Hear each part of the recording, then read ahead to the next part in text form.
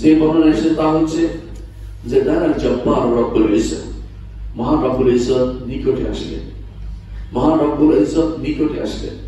নিকটে এসে ফাতাদাল্লা, তিনি আরো নিকটে নামলেন। তাদাল্লির অর্থ নাম, কিভাবে নামছেন জানি না। নামলেন হাত্তা কানা কাবা কৌস, কানা ফিহি কানা মিনহু কাবা কৌসাইন ওয়া আদনা। আল্লাহ রাসূলের তখন নিকটে আসলেন দুই কাউস বা তার থেকে নিকটে, দুই তীর ধনুকের মতো দূরত্ব অথবা তার থেকে নিকটে এসে মুহাম্মদ রাসূলুল্লাহ সাল্লাল্লাহু আলাইহি ওয়াসাল্লামকে তার সাথে সাথে তিনি কথা বলবেন। এটা হচ্ছে উপরে, নিচে না।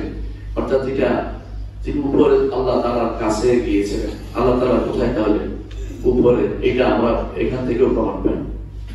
মুহাম্মদ রাসূলুল্লাহ সাল্লাল্লাহু আলাইহি ওয়াসাল্লাম তিনি, তাকে জিজ্ঞাসা করা হয়েছিল, এই হাদিসের মধ্যে এসেছে আরেক বর্ণনায় যে আপনি কি তখন আল্লাহকে দেখেছিলেন কিনা?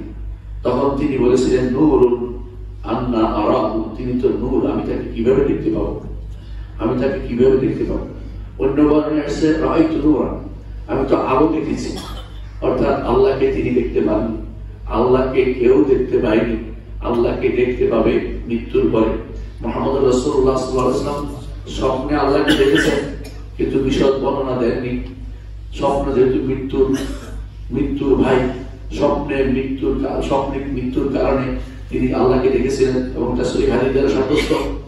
কিন্তু জীবিত অবস্থায় মুহাম্মদ রাসূলুল্লাহ সাল্লাল্লাহু আলাইহি ওয়াসাল্লাম কোন নবী, কোন ব্যক্তি, কোন মানুষ আল্লাহ তাআলাকে দেখতে পাননি। আল্লাহ তাআলাকে আমরা দেখতে পাবো যখন হাসরের মাঠে এবং জান্নাতে আল্লাহকে আমরা দেখতে পাবো।